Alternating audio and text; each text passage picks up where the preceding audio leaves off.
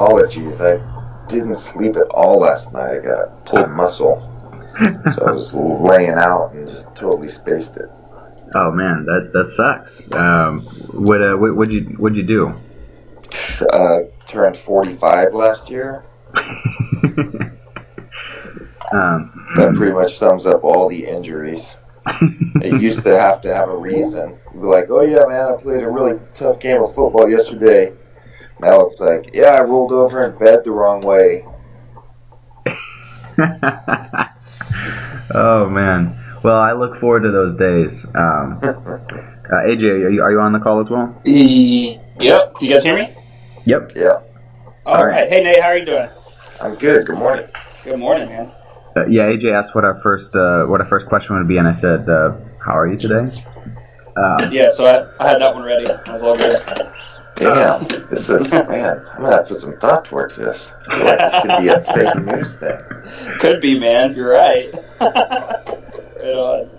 So I want to, up front, I want to just apologize. We are on a shoestring budget over here. We're trying to get this podcast going, but our recording setup is not ideal. It's my fault. Like we usually had everything. So my computer's not doing too hot right at this moment. So last week we had another technical error. Chuck Liddell, we had Chuck Liddell on, and we had everything ready to go. And we had an ice storm down in Texas. We had everything. I was like, all right, ready to call him. Boom, my power went out, and I was just like, ah! It was not 1 minute before the call.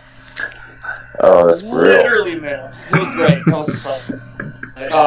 And then, not even that, but you got to understand, like me, watching. I think I'll get into that later on during the interview. But I watched Chuck Liddell from the Ultimate Fighter, the first Ultimate Fighter that you were on. And I was like, oh, I get to talk to that. I get to talk to him. And then I didn't get to talk to him, and I've just been frustrated this whole week. I was like, oh, my goodness. So, yeah. So it's all good, man. Now that you know, now that you know who you're dealing with. Yeah. All right, don't worry about it.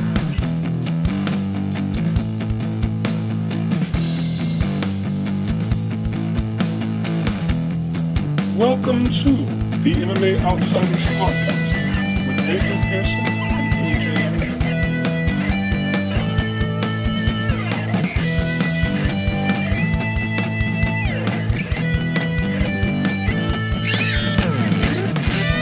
But yeah, so first of all, Nate, how has it been since post fighting? What have you been doing with yourself? I know you've got a couple of businesses, right? What are you doing?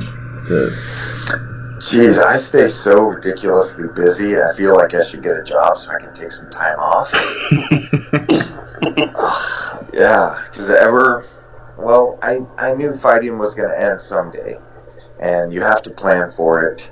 I wanted to choose when to walk away from fighting. I didn't want fighting to choose for me, or have people saying, "Damn, remember how good he used to be? Now it's kind of sad."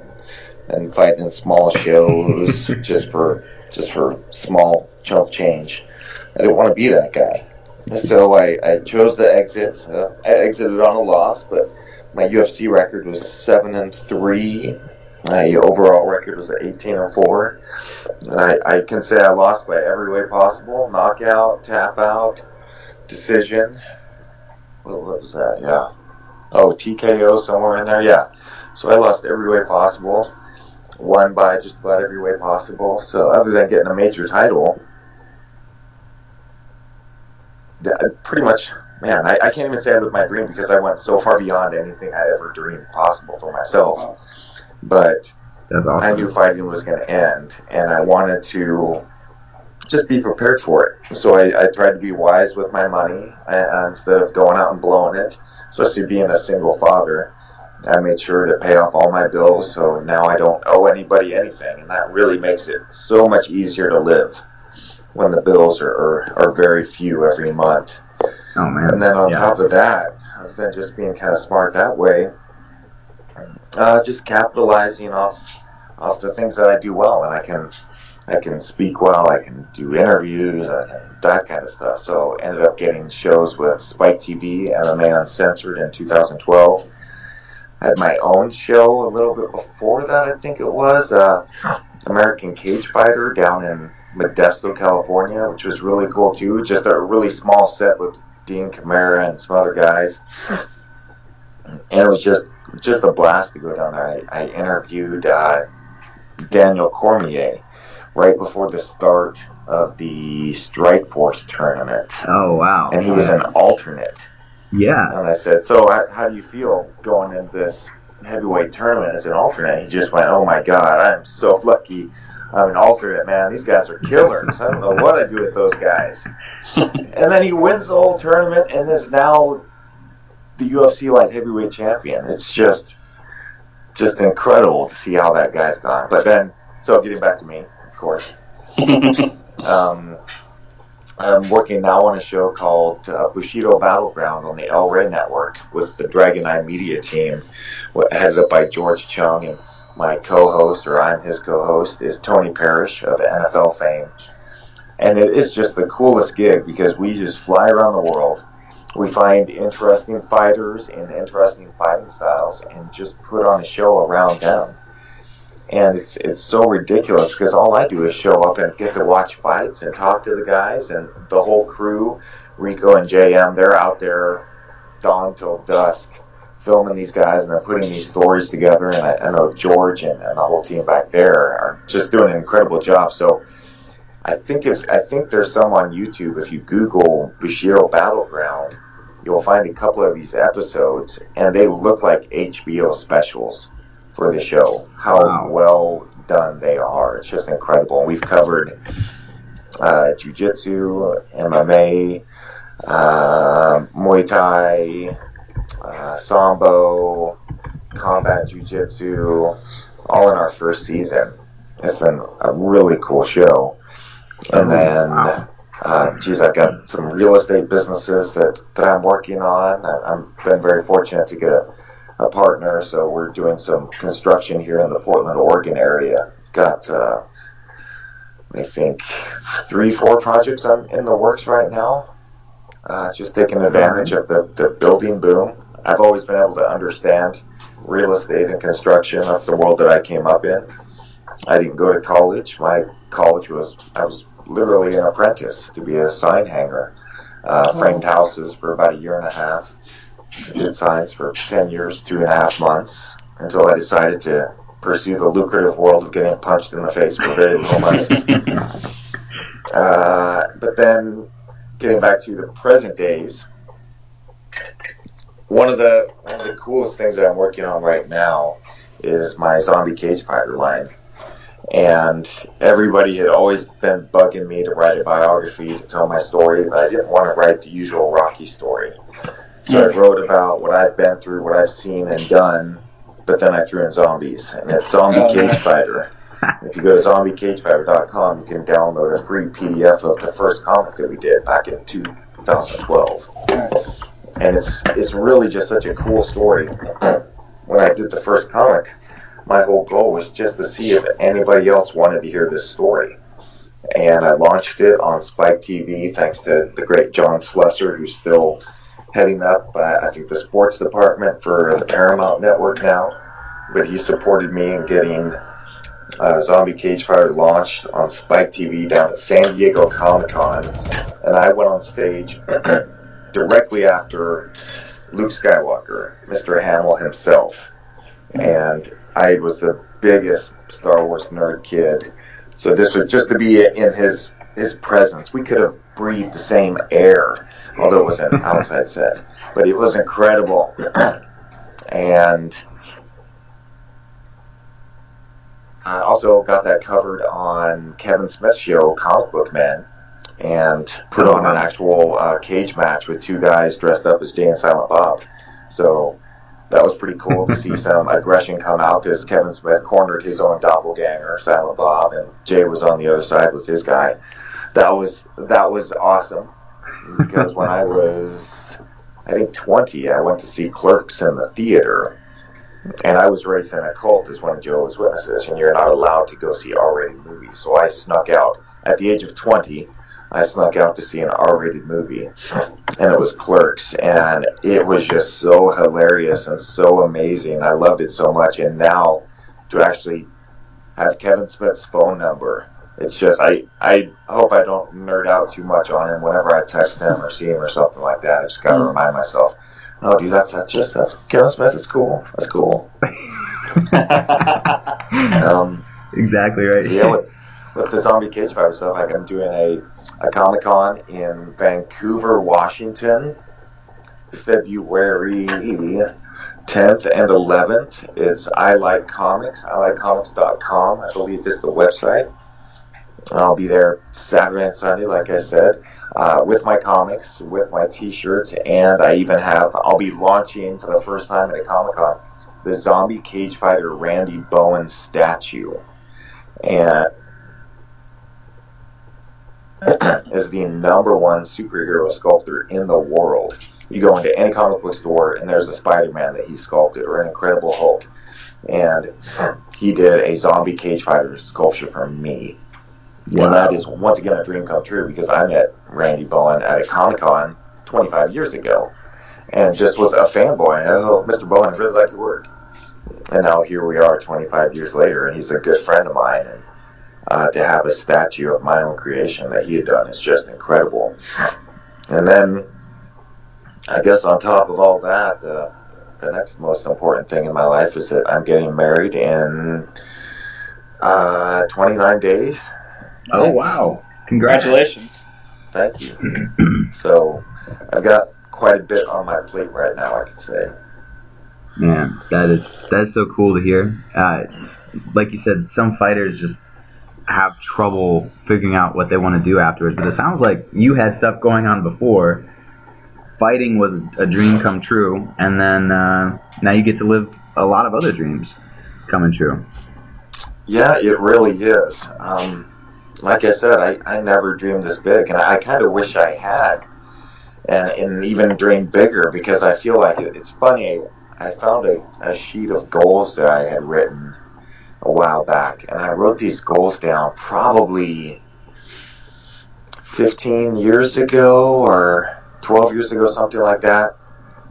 It was just, I think I was sitting down with Robert Follis, who just passed away, who was my old coach, sitting down, and we would read books together and talk about goals and goal setting. And I know he was really big on doing that. So if I'm remembering correctly, we were probably sitting there, and I wrote down these goals with him. And looking back now to those goals that I wrote down, every single one came true. Wow. And some of them were good, big things. And other things were just almost average. And I say that in, like, there's this really hard treadmill run that I used to do with Couture all the time. It's 25 minutes straight on the treadmill. Oh, man. And every 5 minutes you go up a mile an hour. So you start at 6 miles an hour, 6, 7, 8, 9, 10. Yeah. Every 5 minutes you go up a mile an hour. So your last 5 minutes you're running at 10 miles an hour. That is really fast. This is for a title fight. Wow. This was one of the reasons why Couture was so strong as the fight continued on, and why I also never lost weight. I was always going to be in shape. But I wrote down on my goal sheet, run that as good as you can. Get better at that run. Something very, very vanilla, very plain. You can't fail at that goal. And so I looked at that and I went, well, yeah, I did try on that run. Wow, what if I had actually written down, beat that run? Because I never did. I could never run the entire 25 minutes. I remember the closest I ever came was I jumped off, I think, for 2 or 3 seconds and jumped back on. I am just not a runner. I am not built that way. I think I spent too many hours doing just construction work where you just have a slow, steady output. Or maybe that's just an excuse. But looking at those goals, it made me think, what if I would have reached a little bit higher with those? But yeah, I'm very happy with where I'm at, and I did always want to plan for my future. And a big reason for that is because I saw my father die at 62. He died with nothing but debt and regret. Oh, wow. And I went with him to pick up his final paycheck. Wow. And he was driving this piece of shit van that we couldn't even sell. We had to donate after he passed away. And we go in, and he's working construction. I think he was hanging cabinets or finish work, something like that. Goes in and gets his final paycheck and shakes his boss's hand, gets in the van, and drives back to the house that he rented with my mother, because he couldn't even afford to live in the house that he built with his own two hands. He had to have that rented out. And then I saw him over the next 3 weeks just slowly fade away. He had a disease where his bone marrow quit producing red blood cells. Oh, wow. And so it's almost like you're getting choked out. You're just, every time you stand up, the blood rushes to your muscles and you'll pass out. And I could see him just slowly fading away over the weeks. And when it came towards the end, I told my mother, there's nothing more I can do here. And I've contracted to take a fight on the East Coast. So she said, for the first time ever, being supportive of my career choice here, she said, well, if that's what you've chosen to do, you should keep your word. So I said goodbye to my father, and I flew off to Richmond, Virginia, and I made weight on a Friday afternoon in a very cold gym. The guy wouldn't turn on the heat. Took me 2.5 hours to cut 6 pounds.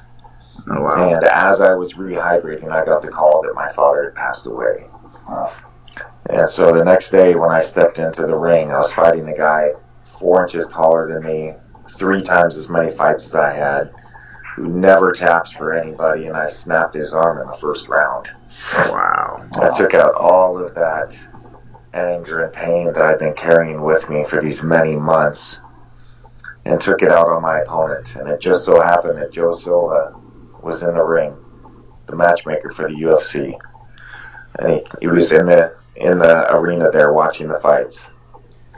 And he came up to the ring and he said, all right, I'm going to call you for the UFC. Wow. And it was all because I had my mind made up.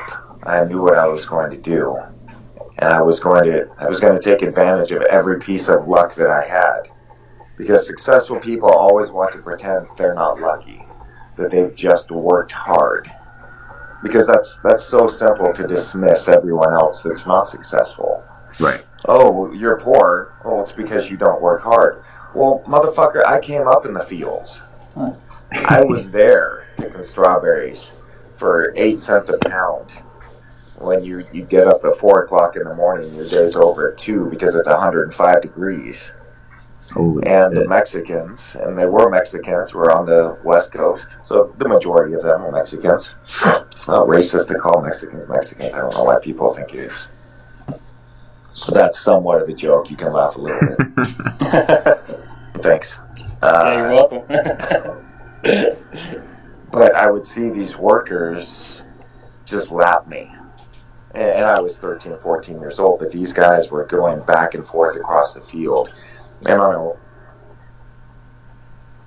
$20, and I know they were bringing in probably 60 or 80 bucks a day. That's how hungry they were, how hard that they were working. And so when I think about where I am today, and the biggest part of where I am today is just happy, as I always think about how lucky I am.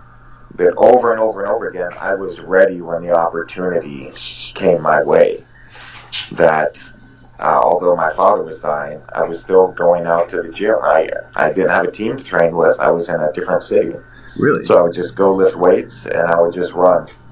And just made sure that, well, if he beats me because my timing is off in sparring, there's nothing I can do about that. But he's not going to beat me because I'm out of shape, because I've been sitting around mourning. No, I'm going to use this. And every time I would show up to a fight, and the promoter would come up to me and say, hey, what do you weigh? 215? All right, I got somebody that'll fight you. Cool. I'm in shape. I'm here. I would take fights when I went to shows. I always wanted to be ready for those opportunities. And there's things that you just can't you can't work for. I couldn't work for Randy Couture being a mile away from the first gym I started training at. Yeah. And having one of my training partners call him, find his phone number in the phone book and call him and tell him to come down and train at our gym because we're the toughest guys around. And began that friendship with Couture, which then got me to Richmond, Virginia, because they wanted him out there as an appearance. And I was just a fighter to bring along to put on a show. So it just so happened that that's where Joe Silva lives. All of these things are so intertwined and they're all put together. And the biggest part was that I was always as ready as I could be for when the luck came my way. I was prepared. I did my part. And I see guys today that they don't understand that, they don't appreciate that, or maybe they're angry that they didn't get the advantages of other people. Well, you got to work, man. You got to create your own luck in some cases, and just be ready when it does come. Yeah. Yeah, that's very good. One of my friend, he's a poet in America, North Carolina, and you know how lucrative poets are around here. How many people like high dollar business. Anyways, what's that saying? Truth. What is it? Truth is like poetry, and people hate poetry. Yes, yeah, very much. But he's always been an influence of mine, and one of the things that I always live by is just showing up. And you're right. You know, a lot of times just showing up, being there in the moment, being aware what's going on. It's not necessarily all about your work, but there is some luck intertwined in there. There is something to be said about things just coming together. And it's a little cliche because I'm not one to be like, oh, everything happens for a reason. But sometimes, man, it's just you show up and then it does. And one thing to me, I don't believe either that everything happens for a reason. I think that completely dismisses the Holocaust. It completely dismisses. Gerald Harris told me yesterday that I think it was his uncle was lynched. Wow. This was what, like 60 years ago, 50 years ago, probably 40 maybe. This is just insanity. Not everything happens for a reason, but I think if you look at some situations and instead of saying woe is me, you say, all right, well, where can I go from here? When I had my first back surgery, my spinal fusion, I was in tears, crying. The doctor told me, your fighting career is over. I'm going to have to fuse your spine. No one comes back from this. Wow. And I said no, and I found this procedure, the X-Lift, which was minimally invasive and gave me my life back, allowed me to fight again. And at the time, it was the worst thing ever that I would have this back surgery. And now, I'm a spokesman for the company that did my surgery. I have spoke to thousands of people. I have touched probably hundreds of thousands, if not millions of people with my story about back surgery. How scared I was and how I found the right surgeon at the right place with the right procedure. And I was able to get my life back. I've had people email me and say, I read your story, I saw your story, I have my life back. I had one even tell me, I have children because of you, because I saw this. And once again, I just happened to be in the right place at the right time with the right doctor. Dana White told me, go to this doctor here in Las Vegas. And I said, I don't want to go to Vegas to have my surgery. And he starts yelling and cussing at me. You get your ass down here. You go to this goddamn surgeon. I said, yes, sir. And it just so happened that he had this procedure, the X-Lift, that gave me my life back. And if I sound like I'm a walking commercial for it, it's because I am. Because it did work for me. And yes, I am a paid spokesman for the company. But I do not get a dime procedures yourself. I don't work on any type of commission, anything like that. I just want to make sure that people out there understand that they don't have to suffer, that there's opportunities for them to get their life back. And we've started our own patient support program called The Better Way Back. And it's thebetterwayback.org, I believe, where you can just start off by asking, well, my back hurts, what should I do? Well, we can help you find a doctor just to go find out, because back surgery should be the last thing. That's the worst outcome. Yeah. I've had people tell me, well, I need back surgery no matter what. My back is so bad, it's just killing me. And I said, well, hey, go see this doctor. And he comes back and he goes, my hips were out of alignment. I got it adjusted and now I'm fine. it's such a complicated mess in your spine, your lumbar area, your hips, that you don't know where the pain is coming from. But then if you do need to find a surgeon that specializes in the procedure that you need, and then we can do something that I never had, pair you up with somebody that's had that same procedure. Wow. So you have someone to talk to, someone that you can ask your questions to, someone that you can cry to, because it's terrifying. It's once again, this was one of the worst thing imaginable in my life. And how being able to work with this company and affect so many people's lives for a positive way, I couldn't imagine my life without it.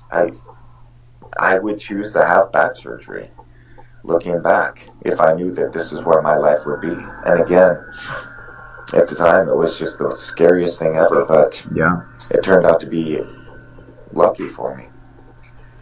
Yeah, that's crazy, because I don't know, I see parallels between that and what happens in the cage, where you say, there's so many things I can't control, because violence is just, it's chaos, it's unpredictable, but you've got to go in there and find a way to get an outcome that you want. I mean, like you said, it's controlling the things that you can control, and being ready as you can for the things you can. Yeah, That's crazy, man. That's I can't think of anything scarier than something like that. Like having to have your spine fused, not being able to be an athlete or to fight or to It really was, and for me, all I've ever known is my hands. That's how I make my living. That's how I take care of my little girl. And so when I was told your body is broken, your equipment is broken, and I had people tell me, I had a new agent sign, and he was talking to a UFC executive, and he said, "Hey, I just signed Nate Quarry," and I said, "Oh, cool. That's too bad about his back surgery. He'll never be back." And it was just blatant that, no, my career's over. I wish him the best, but he's done. No one believed that it was possible. Wow. But I believed in myself. And that was the big key there. Because if no one else is going to believe in you, you can't be one of them. You've got to do it yourself. Because if you don't believe in yourself, no one else will. And it was so touching that at one point, I think during my recovery, during the week after my surgery or something, I got an email or a MySpace message from somebody. I don't recall his name, but he sent this message that said, "Hey Nate, just want to know, I'm kind of aware of what you're going through here on your back surgery. Just kind of seeing what you're going through. I can't really claim that I've been a fan of you. I haven't really followed your career that much, but when I heard about this back surgery and what you were going through, and that you're trying to come back and actually fight again, I thought, damn, if he can do that, if he can come back from something like that, well, then maybe my issues aren't as bad as I think they are." And I just wanted to let you know that I'm thinking of you, and I'm hoping for the best. And I put that up next to my door, and I read it every day as I walked out. Wow. And I reminded myself, this isn't just for me. I thought it was. I thought it was just for me and my little girl. And then it became about so much more, because in the cage, Joe Rogan held up a model of my spine and said, "You have this in your back. You just knocked out Pete Sell after a 3-round war. And you have this spinal fusion in your back." And he held up a piece of 2 vertebrae locked together with the prosthetic in between them that I have. And I said, "Yes, thanks to NuVasive, I got this new procedure where they came in from the side and gave me my life back. And I went from literally crawling around on the floor to fighting. I'm here today not just to provide food for my little girl, but to tell everybody you can make your life whatever you want it to be if you believe in yourself." And it was just such an incredible moment where I was able then to become a spokesman. The fight became more than me, more than myself and my little girl. It became about everybody that's out there suffering from back pain, and the people that love them who don't know how to help them. it became so much bigger than I ever thought possible. Man, that's awesome.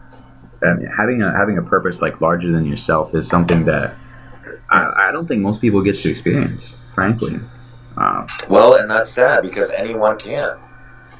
All it takes is one person. All it takes is helping one person or two people. All it takes is thinking about somebody other than yourself. And I see it all the time where people are just too busy or they just don't care. It's sad. I hear the word love thrown around so much, and I've come to realize it's just a word for most people. It just means I barely like you in some cases. And that's so sad to me because there's so many opportunities out there. Just a few months ago, I was listening to a Sebastian Junger podcast. I guess this is another thing I should mention I have going on. Sebastian Junger wrote the books War and Tribe. He was an embedded reporter in Afghanistan for a few years. Oh, wow. And when he came back, he was suffering from really bad PTSD. And so he was talking on this podcast with Tim Ferriss about support groups for veterans, almost like AA meetings where veterans get to go and speak and just share their stories. And the rules are very simple. No politics and no questions. Only veterans speak. And I heard this, and I immediately texted a friend of mine, a veteran, and I said, I want to do this. And I sent him a link to the podcast. And I think it was a month to 6 weeks later, we held our first Vet Speak event. Wow. Where we had, I think, 3 or 4 veterans get up on stage and just share their stories and get recognized by the people there in the community that we appreciate what they've done. And the newspaper, the Oregonian, showed up, and they did a story on it, which then got picked up by Stars and Stripes. Now I have 3-star General Farrader calling me, asking me what's going on with this Vet Speak, and how can he be involved, and how can he help? And now we're on our 3rd one, and I'm so overwhelmed with everything. I'm sitting here going, there's this gigantic need out there, and this is something where I can truly see the benefits right in front of my face. And I hear people saying, I'll never get that feeling of helping a cause bigger than myself. Yeah. It's there. It's everywhere. And when we held our 3rd Vet Speak event, myself and Sergeant Frank Grun and I walked around Portland. We went to all the homeless shelters, and we went to the missions, and everybody that we saw that looked like they were military, we gave them a flyer and we invited them to the next day's event. And it made me realize, for the first time, I really looked at homeless people, and I talked with homeless people. They weren't just people asking me for a buck. It wasn't just an annoying drunk. Now I saw a veteran suffering from really bad PTSD, who's lost, who needs help, doesn't really know how to get it, or maybe the VA's not helping him. And once again, it's like, geez, there's more work to be done. There's more things that I should be doing. There's so many things out there that are bigger than me that I can be a part of. Especially here in America, where everybody says, oh, I love the troops, I support the troops. There's more to do than just saying those words. There's other opportunities to help. Right. Absolutely. That kind of goes along with the same thing when people say, I'm praying for you, or I'm thinking about you. How much are you actually contributing to that other individual or that cause? Noticing like a character assessment. I've been watching you since the first Ultimate Fighter, man, and I saw the Pete Sell interview, or the interview after the Pete Sell fight. I saw you on TV when you retired. I saw all these things, and there's just a few things that I've noticed when about you and your character of how upstanding guy you are. I'm just curious. You grew up Jehovah's Witness, and Andrew and I actually met in Bible college. So Andrew and I have a similar religious upbringing. It was a different organization. We grew up Pentecostal Christianity, but we were involved in a Bible college where there was a lot of certain behaviors where it wouldn't be normal in the real world, I guess you could say. Couldn't have a car, couldn't have a cell phone, just for the 3 no years TV, you were there. No cell phone, couldn't talk to girls, all kind of, stuff like that. As adult men, because your faith is so weak. Because your faith is so weak that if any of those temptations were there, you would immediately fall prey to Satan. Well, let me ask you this. Does not God read your heart itself? Does he not know the sin before you have committed it? If you have to have that cell phone taken away from you so you don't sin, you're going to suffer whatever everlasting punishment your religion thinks you deserve anyways. So it's ridiculous. Jehovah's Witnesses, adults would have to have a chaperone on dates. Wow. It's ridiculous. That's crazy. But wondering how much of that upbringing, because I look, because we Andrew and I both fall into different ideas. Mine's a little bit more extreme than his. I don't practice anymore, but we both came out of that into a more of an introspective outlook on life.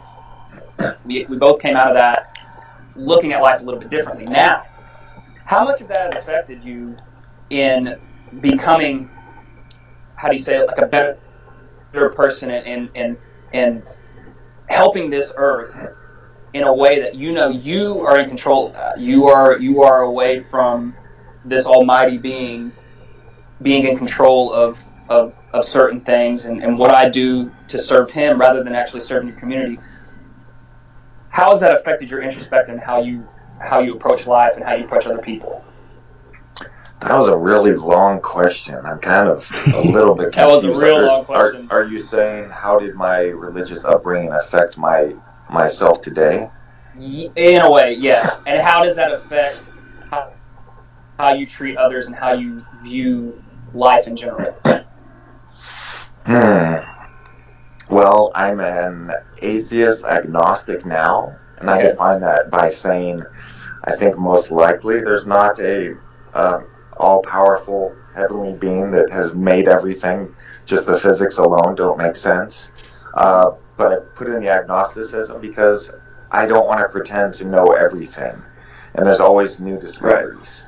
My fiancée, when we were first dating, she asked me about my beliefs, and I said, what happens when we die? And I said, well, most likely it's just like a TV. The electrical current is shut off, and you just fade away.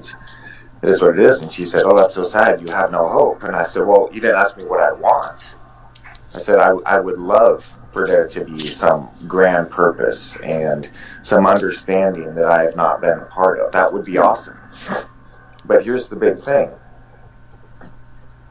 If I can prove to you 100% without a doubt, you know in your heart that there is no God, are you going to go out and start raping, murdering, and stealing? Right. If I can prove to you 100% that there is a God, are you going to change all your behaviors and then start following him because you've been so terrible in the past? And is God then going to appreciate what you've done because of that? One of the big things about religion is faith. And faith literally means believing with zero evidence whatsoever, no proof. And I always think back, I always make this example. If you got the new Nintendo and none of the kids at school like you, they're always picking on you, but you're the only one with the new Nintendo, now all of a sudden they like you, they want to hang out with you. Are those false friends or true friends? We know those are false friends. Those are going to be false friends. I grew up being told, well, we're building treasures in heaven. That's our goal. That's what we're working for. Well, and I tell my little girl, I told her when she was a little girl, now I guess technically as an adult, when we would train at my Muay Thai coach's house, we always had to bow in the traditional Thai form as we stepped onto the mats, as we stepped off the mats. And I said, this is just his custom here. And we don't do it just when he's looking at us. We do it whether he's here or not, because we show respect to him as the owner of this establishment, and we will follow his rule here or not. And so to me, it's always been, I'm going to do my best to do the right thing. And if there's somebody watching me and says, hey, that's pretty cool, awesome. but it's really not going to change who I am. I want to do the right thing simply because I believe it's the right thing. And that's how I would want to be treated. And after being preached to for 20 years in a cult that this is the truth, 100%, there is no deviation, even being told that we could not read any books that contradicted what the Jehovah's Witnesses said. Yeah. It has made me very skeptical of anyone that says they have all the answers. Because they're all reading the same book. They may have a different translation. They may focus on different scriptures. But what it really...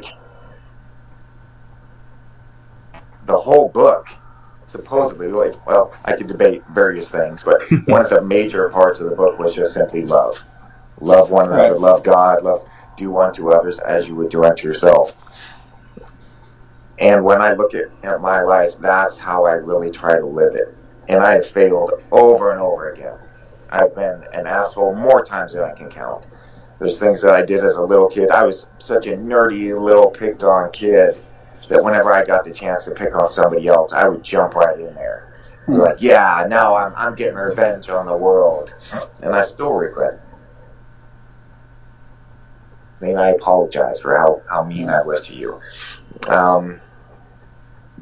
But we all fall short in those things. Right. And by just reminding myself of how much better I can be, and just simply looking at my fiance after my previous relationship, I wasn't in a good spot, and I didn't feel like I was really ready to be in a relationship. So I took a couple years off from dating and really just focused on myself, worked on myself.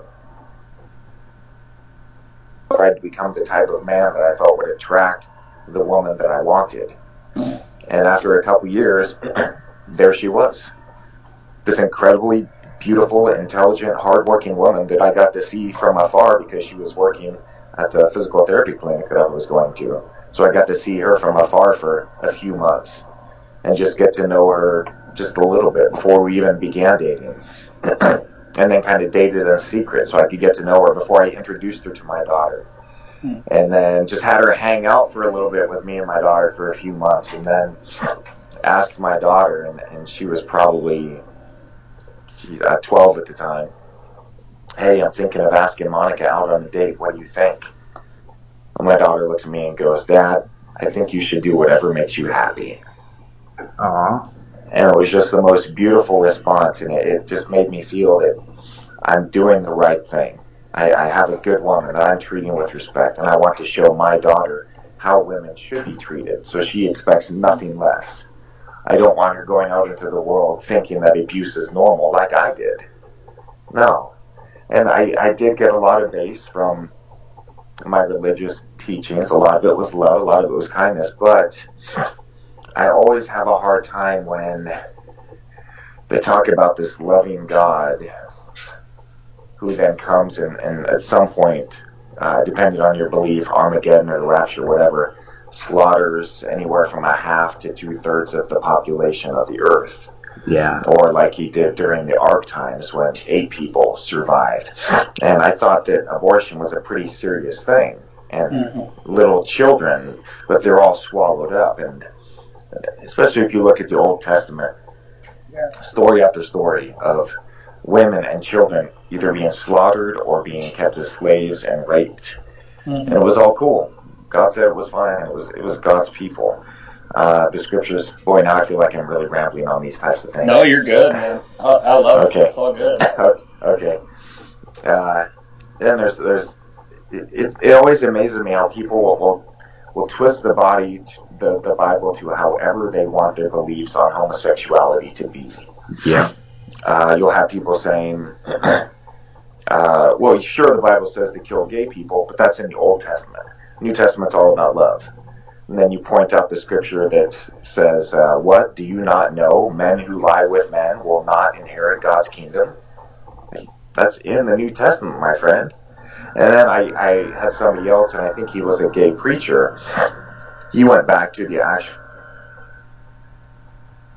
definition of the Hebrew and Greek words and said, no, when you look at the actual definition, the Bible's not saying homosexuality, it's actually saying pedophiles. So it's saying to kill pedophiles instead of homosexuals. Well, and I heard that, and I thought to myself, so if that's truly the case, well, let's just say if I was in an average crowd, and I said, hey, let's go kill some pedophiles. Let's go kill that guy who just molested all those gymnasts. People would be cheering. They'd be lighting torches.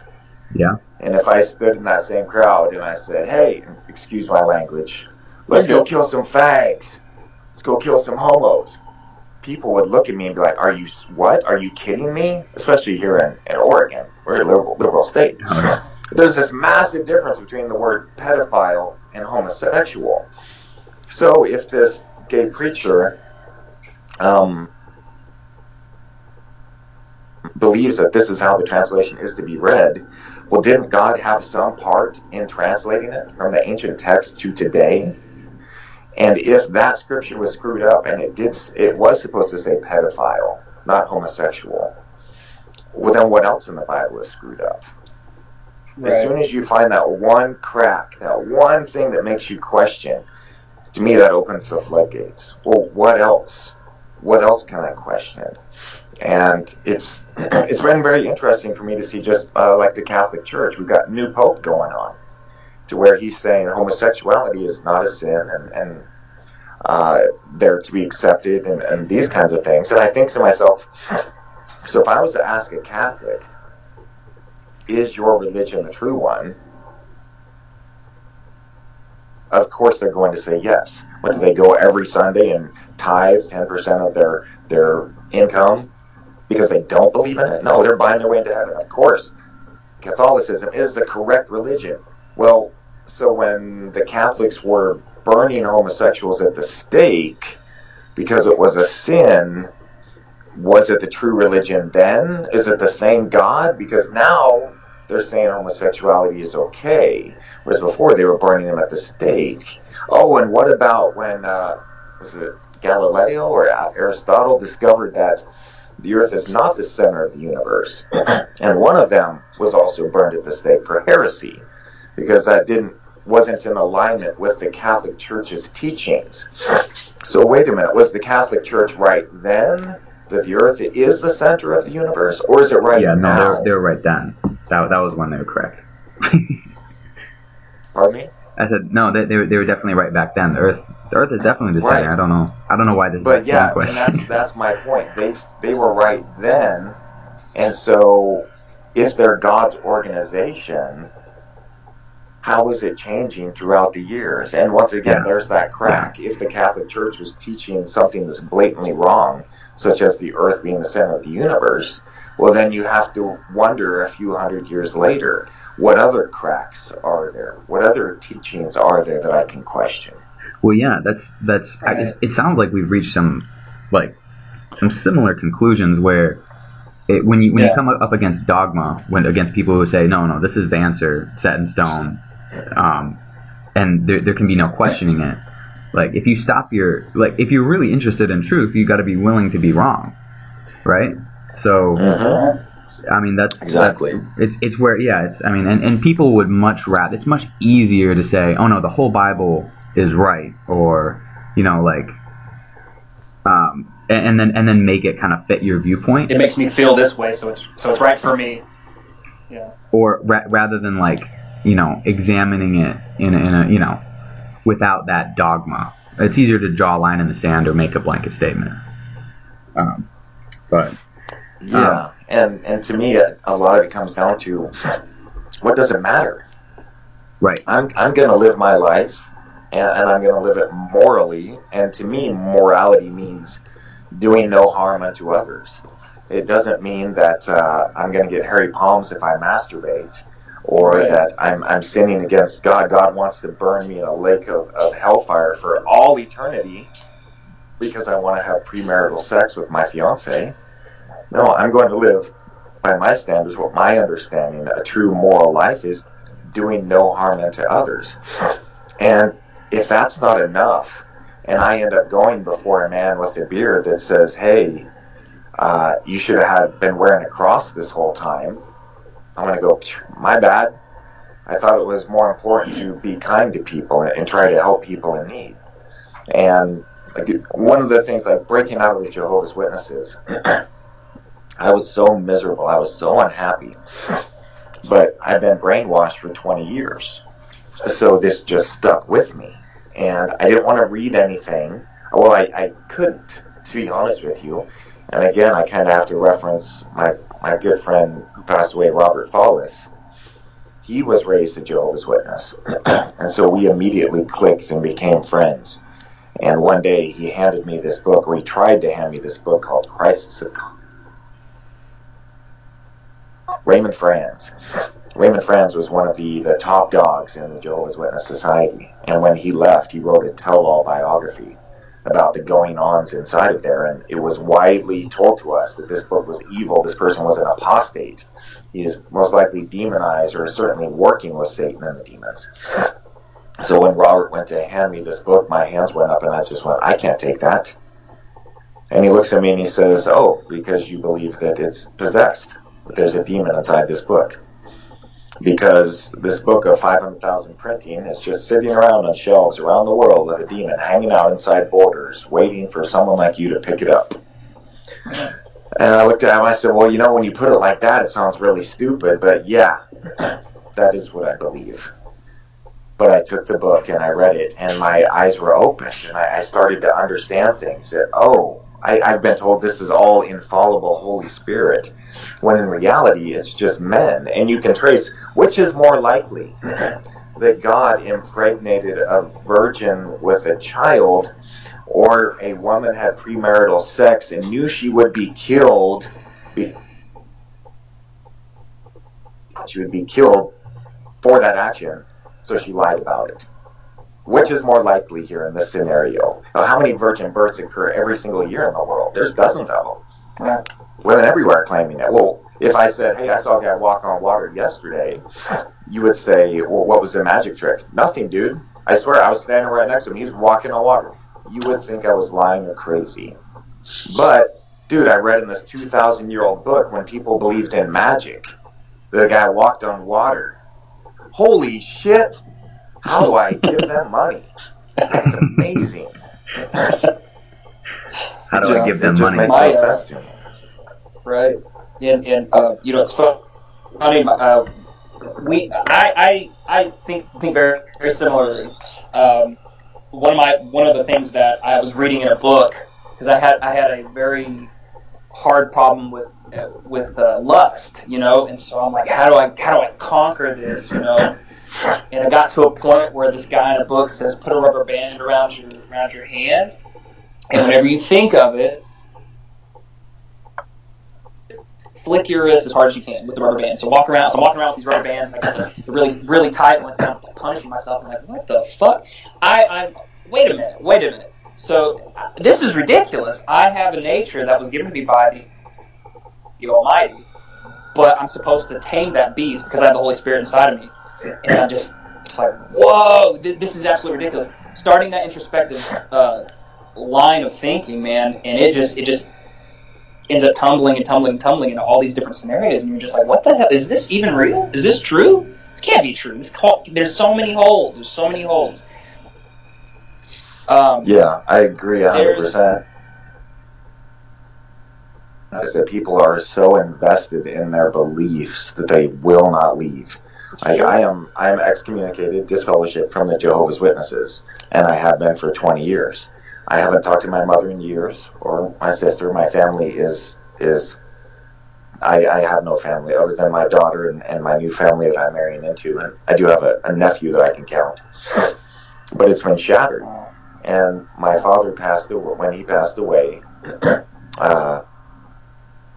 my sister was there visiting, my sister who's a Jehovah's Witness, and she would barely speak to me, gave me no attention when I saw her for the first time in years. And my father asked me, well, how's your sister treating you? And I just said, well, as you would expect. And he said, well, I hope she opens her eyes before it's too late, like it was with me. And this man realized that he had been told by doctrine, the Jehovah's Witness doctrine, should your child, should anyone you know become excommunicated, should they choose to no longer be a Jehovah's Witness, you are to not even greet them when you pass them on the street. And here's a man on his deathbed saying, I can't believe I fell for that shit. Wow. That I put my family behind this cult. And now my mother, that's all she has, is the cult and one sister. And she knows in her heart that Armageddon is going to come, all the bad people are going to be wiped out, and that's about 99.9% of the population, according to Jehovah's Witness doctrine. Because the population of Jehovah's Witness, in comparison to the Earth's population, is 0.1%. So about the state of Virginia, I think it was, would survive, and the rest of the world would be wiped out by this loving God. But in that Armageddon, all the people that have died in the past get resurrected, and now they get a chance to live life, and that includes the Jehovah's Witnesses that passed away. So she's waiting, and has been waiting, for 15 years for that day when my father will be resurrected and she can be together with him. So she will die alone because she will not even entertain the idea of being with someone else because she's waiting on my father. Wow. And she's given her whole family. She doesn't see her grandkids, anything like that. It's such a destructive way of going, and no matter, and I can't say every religion, but they generally are us versus them. We have the truth, you are wrong. This is how we interpret this, you are wrong. We are infallible. You can't earn a lot of money without that. And when I see these Bible church guys on TV, it's just amazing to me how all it really is, what they're teaching, it's just a therapy session. They're just going out there and talking about, hey, you got to let go of the past. Don't worry about those things those people did to you. It's not, you don't want it. That's a backpack. You got a backpack of lies and hate on you. Take that backpack off. Take it off. Yeah. God is smiling on you now. Do you feel it? Yep. Are you lighter? Are you lighter? Yeah. Now send me some money and I will get you some holy water. I think that's the part that gets me the most. Yes. Is the money aspect of it. Like, you have to have some cognitive dissonance to preach like that and then live as well as some of these people live. But I mean, shifting gears a little bit, actually quite a bit. I did want to talk about money. You're involved in the class action lawsuit against the UFC. It's an anti-monopoly lawsuit.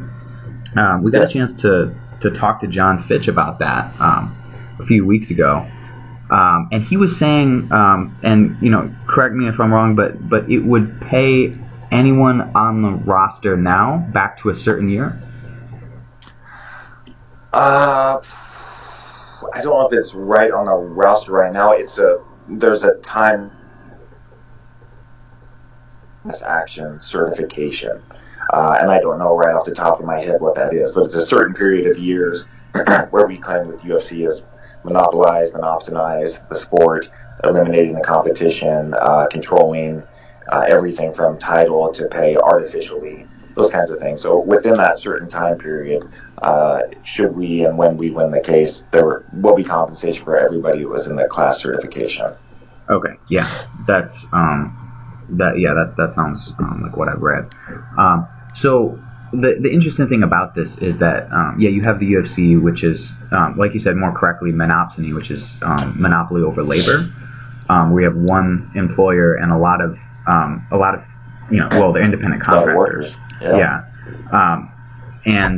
So they're able to kind of set the wages really low. And the best estimates I've read, in terms of gross revenue, fighters get about 15%, and you guys are the ones that are getting punched in the face. Why is there such a why do fighters experience such a hard time getting together any sort of collective bargaining or getting a better deal for all of the fighters?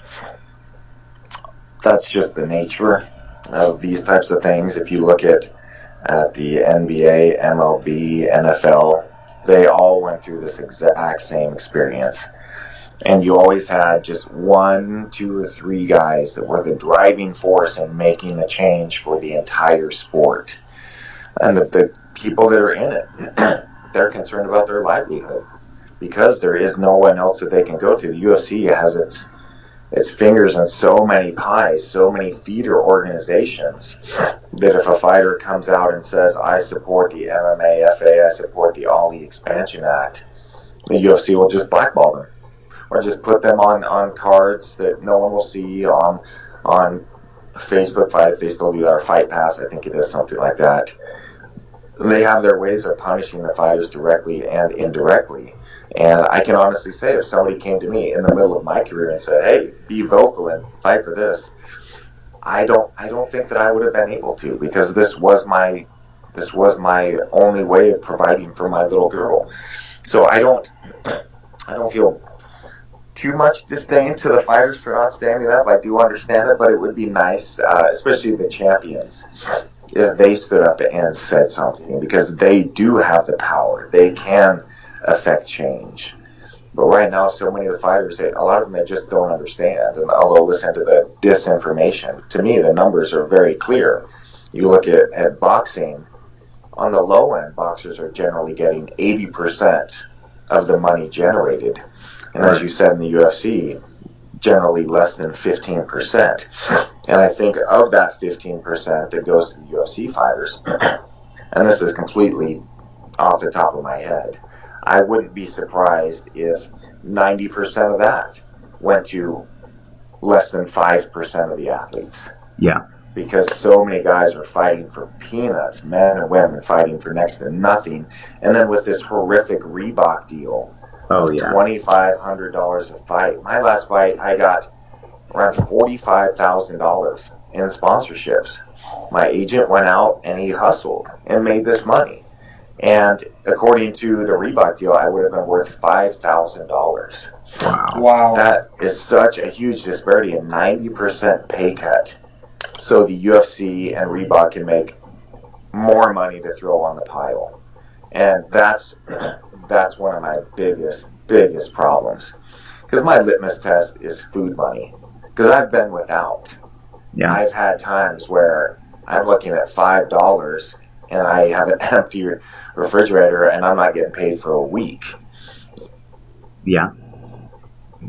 Credit card as I'm recovering from my surgery to get back into the UFC again. Literally fighting for food money.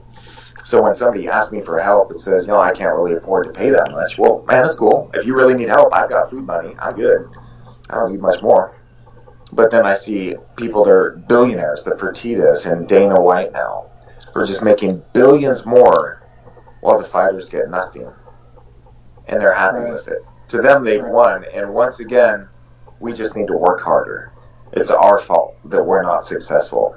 But if you see the track record, the Fertittas got out of boxing right as the Ali Act was passed.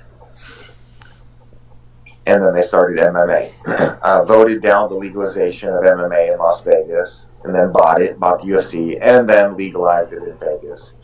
And then built it up. And now that the Ali Expansion Act is going to become law, they've sold off. Yeah. They've made their money. They've made the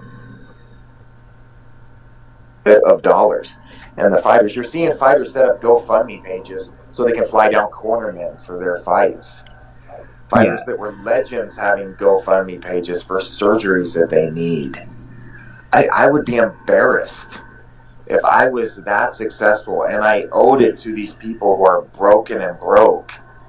I would be ashamed of myself not to give them what they deserve. Well, but hey, what do I know? No, I mean it's I'm 100% in agreement with that. You see fighters, Ala Quinta does real estate on the side, and he's been very vocal. He's a top 10 fighter in his division, and he can make more money selling real estate. And you see some fans that would I mean it's amazing to me, but you see some fans push back and they're like, the UFC took all the risk in the early days and this and that, and they deserve the reward. Or you see fans like, that fighter doesn't. They don't deserve it because they're not making money for the UFC, but the UFC gets money from these TV deals. Yeah. Every fighter makes money for the UFC. Otherwise, you wouldn't be on the card. You can't have one fight. Yeah, exactly. So I mean, the Fox deal's worth $200 million. Fighters don't even get the money from their license, their likeness rights in video games. But let's look at Major League Baseball. Do those guys? Does the average player, I think, makes around $500,000 a year? Does he deserve that? Does the pitcher who makes $10 million a year, does he deserve that? Hell yeah, he does. You know why? Because he generates that much more money for the company. And people are buying tickets. It's like the UFC pay-per-view. Why is it $60? Why isn't it $5? Because you'll pay $60. Why isn't it $100? Because you'll pay $60. You won't pay $100. They haven't figured out what everybody's willing to do. And again, this is just every sport has had to go through this and fight to get laws passed to protect ourselves. And UFC spent something like $1.5 million lobbying Congress to shut us down, to shut down the Ali Act. But we're just pushing forward. Do you think that it hurts MMA long term to have fighter wages pushed this low? It's terrible for the fighters. You see guys that could have had great careers retire early because they're just making no money. They just can't survive. And the average pay, I think, for the fighters has gone down. The UFC says, no, we've raised our minimum. Yeah, but you've got rid of all these guys who are actually good fighters who are getting paid. And then they'll throw in somebody that makes substantially more money that push, and use him as an example. Why is Sage Northcutt making substantially more than Neil Magny? Yeah. Oh, because they want Sage Northcutt to win. Because he has that look. Because he has that ability to do the interviews. He didn't have some cutthroat manager that came in and negotiated this. No, the UFC has their contracts, their set standard contracts that they present to guys. But when it's somebody that has that look that they want to see succeed, they give them a juicier contract. Just like with Michael Bisping. Look at his to Stephan Bonner's and Forrest Griffin. Exact same contract. They both won the six-figure UFC contract after The Ultimate Fighter. Why was Michael Bisping making like 10 to 20 times more than those guys in his first and second fights? Because they wanted to use him as the face and break into the area where he was at. Yeah. Just like they did with Conor McGregor. And this is just blatantly immoral when it comes to the sporting world. Yeah. I mean, I'm 100% on board. Why doesn't one of the NFL teams just spend... Why doesn't one of the NFL teams just spend $1 billion and get the best team ever and just win every Super Bowl and make their money back? Oh, because they have a salary cap. Because they can't do that. Because they want things to be even.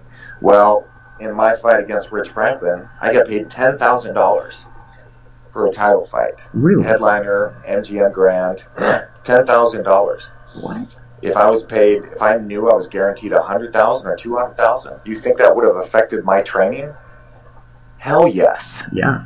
All the people that I could have flown in, all the treatments I could have gotten, all the work I could have had done. Would it have made a difference in the fight? Who knows?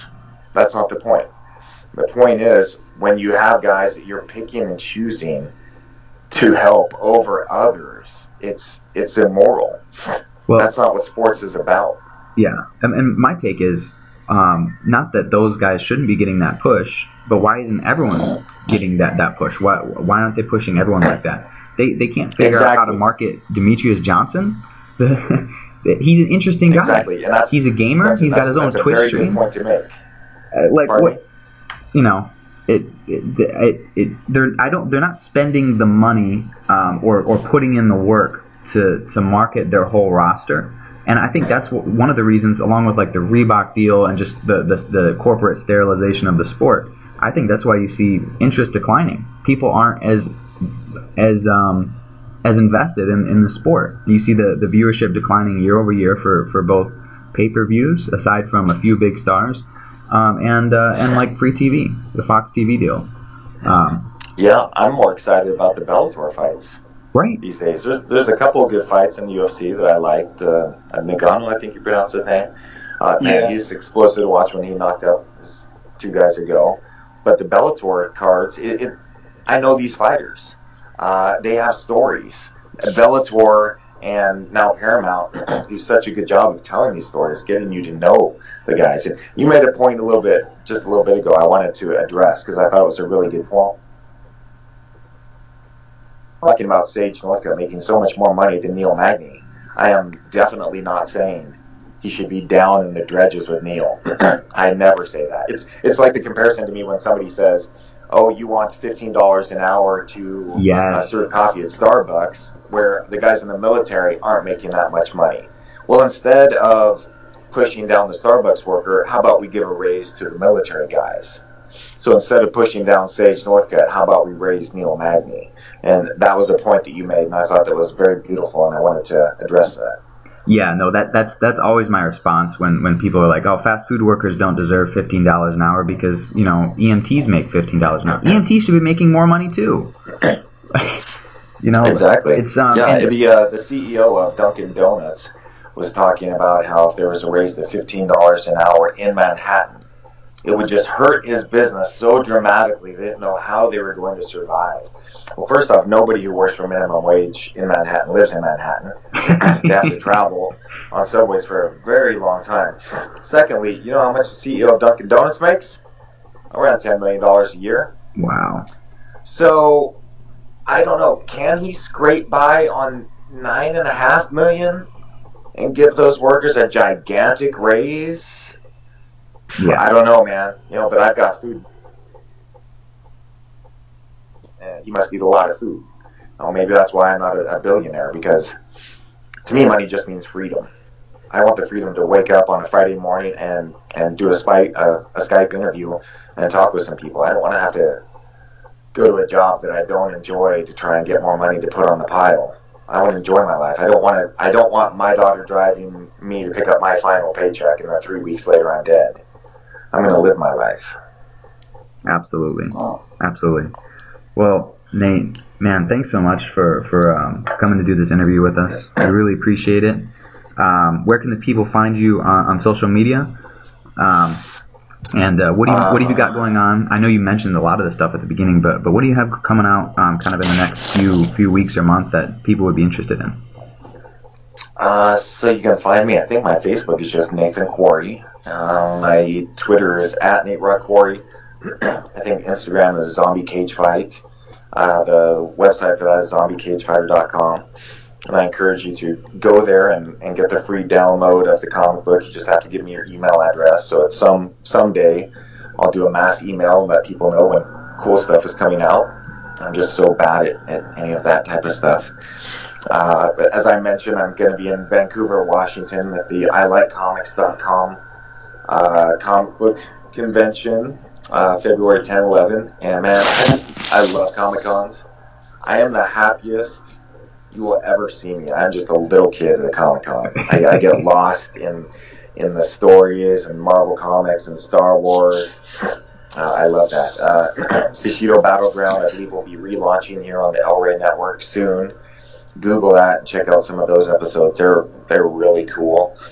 Always thebetterwayback.org. If you're suffering from leg or back pain, or know somebody that is and just need some help, someone to talk to, maybe figure out some options, always contact them. BetSpeak is on Twitter and Facebook. I think it's like @BetSpeakPDX or @BetSpeakHQ, something like that. And as we start to ramp that up, hopefully I will be doing a podcast with them, changing my phrasing to make sure that I do make it happen. And having more events where we have veterans just get up and share their stories. We were covered by Joey Harrington, NFL player back in the day, was a local Oregonian guy, and covered it. Was able to help share our story on the local news here. Again, just kind of reaching out as much as we can to help people and make a difference. To me, that's so much of what it's about. That's it. All right. Well, Well, I want to thank everyone for tuning in to this episode of the MMA Outsiders. And thanks again to Nate Quarry for being on. Well, thanks for having me, guys. Thanks so much.